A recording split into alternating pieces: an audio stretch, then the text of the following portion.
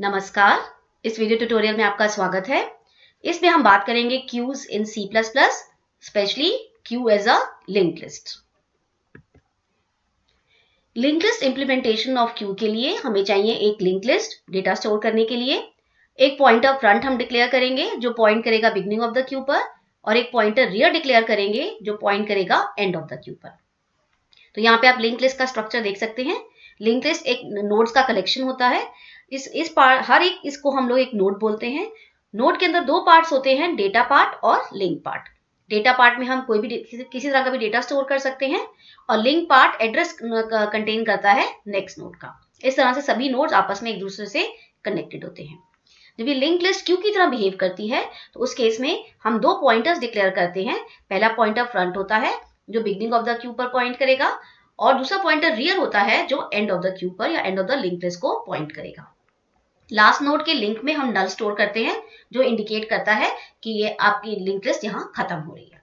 इन link list को create करने के लिए हम सेल्फ रेफरेंशियल स्ट्रक्चर का यूज करते हैं। अब हम एक प्रोग्राम लिखते हैं C++ में to illustrate all the operations on queue as a link list. तो सबसे पहले हमने दो हेडर फाइल्स को इंक्लूड किया है, iostream.h और conio.h। उसके लिए हम सबसे पहले लिंक लिस्ट क्रिएट करने के लिए सबसे पहले हम एक स्ट्रक्चर बनाएंगे, स्ट्रक्ट नोड, और इसके अंदर हम दो पार्ट डिक्लेयर करेंगे, डेटा पार्ट और लिंक पार्ट। डेटा पार्ट में अभी हम फिलहाल एक इंटीजर टाइप डेटा ही स्टोर कर रहे हैं। इसके अंदर हम किसी भी तरह का डेटा स्टोर कर सकते हैं, और भी हम वेरिएबल्स यहाँ पर डिक्लेयर कर सकते हैं। अब लिंक पार्ट के लिए हमने एक वेरिएबल डिक्लेयर किया है नेक्स्ट, और वो एक पॉइंटर टाइप वेरिएबल है, और उसका टाइप भी वही टाइप है जो एक नोड का टाइप है। आप देख रहे हैं नोड का नाम यहाँ पर, स्ट्रक्चर का नाम यहाँ पर नोड है, और इसका नेक्स्ट का जो टाइप है वो भी नोड ही है।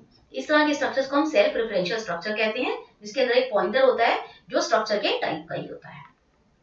इसके बाद हम एक क्लास क्यू क्रिएट कर रहे हैं। क्लास क्यू में हम दो डेटा मेंबर्स हैं, रियर और फ्रंट पॉइंटर टाइप वेरिएबल्स हैं, और ये नोड टाइप पॉइंटर वेरिएबल्स हैं, बिकॉज ये नोड का ही एड्रेस स्टोर करेंगे, तो इनका टाइप भी नोड ही होगा।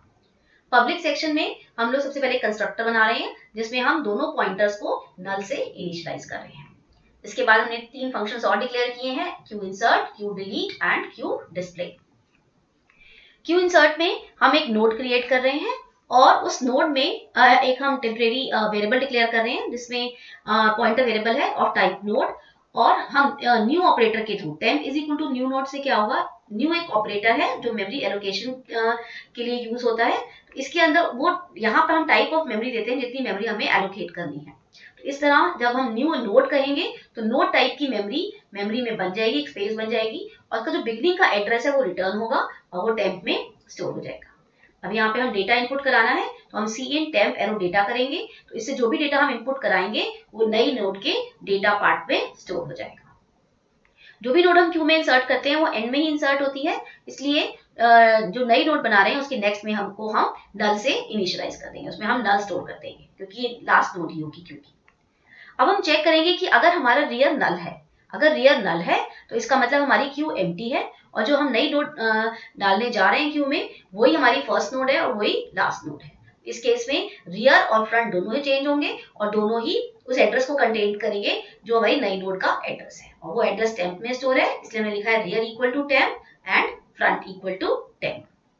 अगर रियर नल नहीं है इसका मतलब कई नोड्स ऑलरेडी स्टोर्ड है हमारे क्यू में, और हम एक और जो नई नोड इंसर्ट कर रहे हैं वो लास्ट में इंसर्ट करेंगे। उसके लिए हम जो रियर करंटली जिस नोड को पॉइंट कर रहा है उसके नेक्स्ट में हम नई नोड का एड्रेस स्टोर करेंगे, और उसके बाद हम रियर में भी नई नोड का एड्रेस स्टोर करेंगे। आपको ध्यान देना है कि ये दोनों का स्टेप्स का ऑर्डर यही होना चाहिए। रियर इक्वल टू टेम्प हम पहले नहीं लिख सकते हैं, पहले हमारे को रियर के नेक्स्ट में एड्रेस स्टोर करना है, उसके बाद रियर इक्वल टू टेम्प करना है।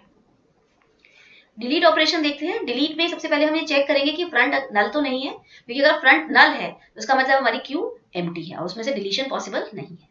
तो अगर फ्रंट नल नहीं है तो हम फ्रंट एक टेम्परेरी पॉइंटर वेरिएबल डिक्लेयर कर रहे हैं, और उसमें फ्रंट में जो एड्रेस स्टोर है वो स्टोर कर लेंगे। उसके बाद जो फ्रंट में का डेटा है जिसको हम डिलीट करने जा रहे हैं उसको हम डिस्प्ले कराएंगे।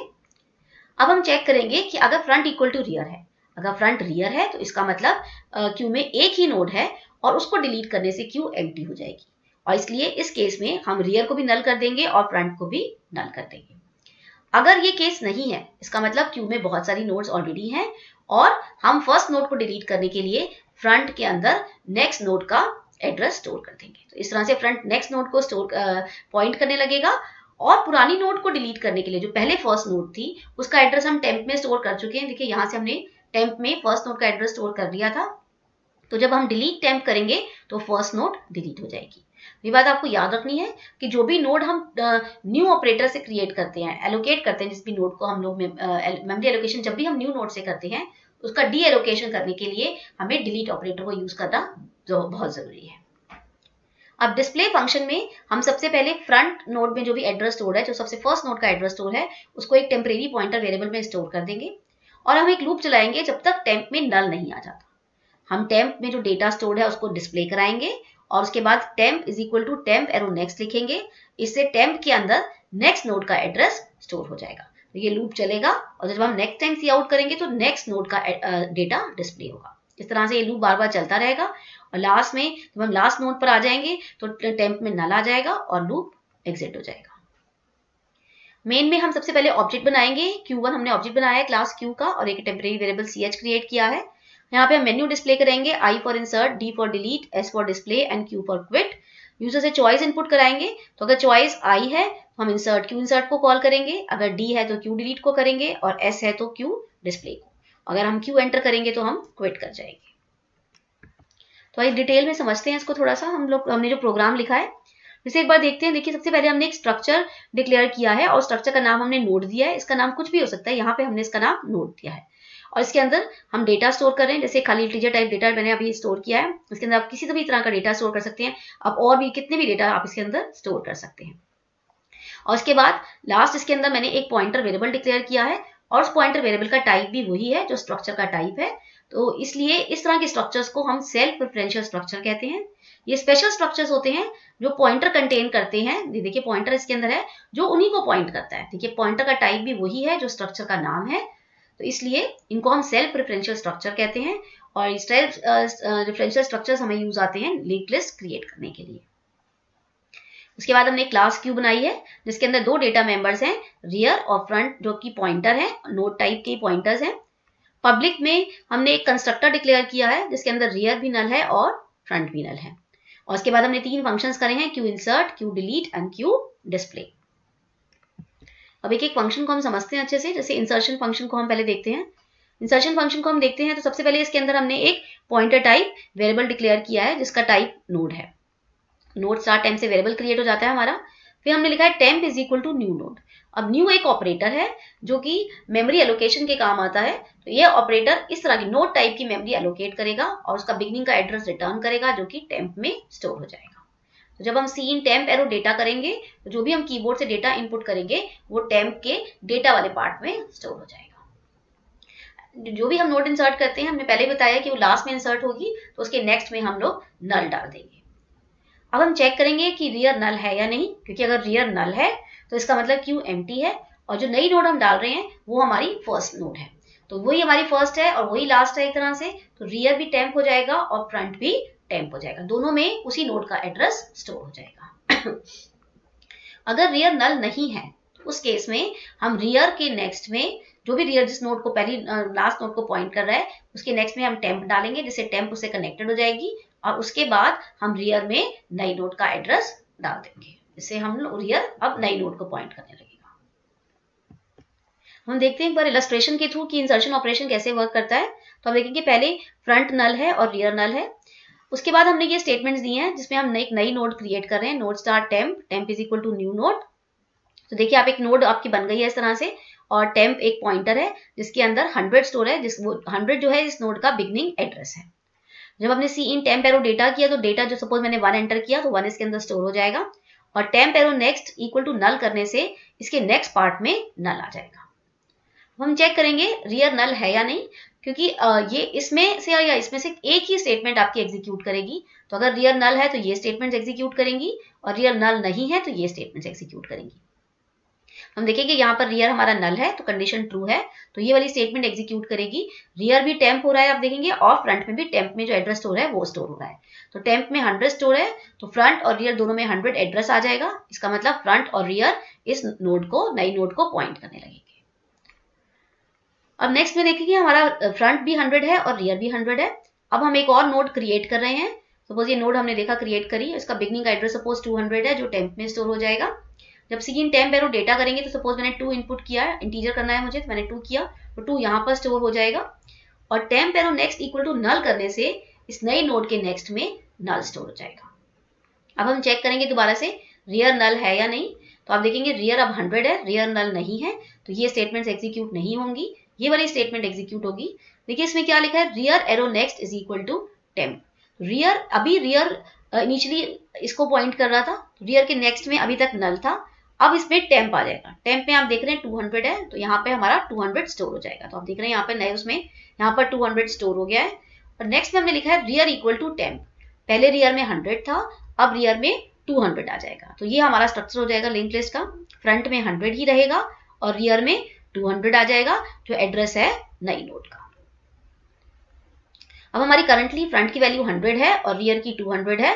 सपोज हम एक और नोड क्रिएट करते हैं, तो आप देखिए एक नई नोड क्रिएट हो गई और इसका एड्रेस सपोज 300 है, तो ये टेम्प में स्टोर हो जाएगा। सीन टेम्प एरो डेटा करेंगे तो सपोज मैंने 3 इनपुट किया तो 3 यहाँ पर स्टोर हो जाएगा। और temp arrow next equal to null करने से नल इसके नेक्स्ट पार्ट में आ जाएगा। दोबारा से चेक करेंगे रियर नल है या नहीं, तो आप देखेंगे रियर नल नहीं है बिकॉज रियर 200 है। तो जब हम ये स्टेप्स देंगे तो देखिए कैसे होगा, rear arrow next is equal to temp. अब आप देखिए करंटली रियर में 200 है और उसके नेक्स्ट में नल है। जब हम rear arrow next equal to temp करेंगे तो टेम्प में स्टोर है 300, यहाँ पर 300 आ जाएगा। आप देखिए यहाँ पर ये फाइनल डायग्राम ऐसे आ रहा है आपका, यहाँ पर 300 आ रहा है। और रियर इक्वल टू टेम्प जब हम करेंगे तो रियर में भी 300 आ जाएगा। तो जैसे ही रियर में 300 आएगा वो इसको छोड़कर इस नई नोड को पॉइंट करने लगेगा। तो इस तरह से हमारा लिंक लिस्ट आप देख रहे हैं आगे बढ़ता जा रहा है।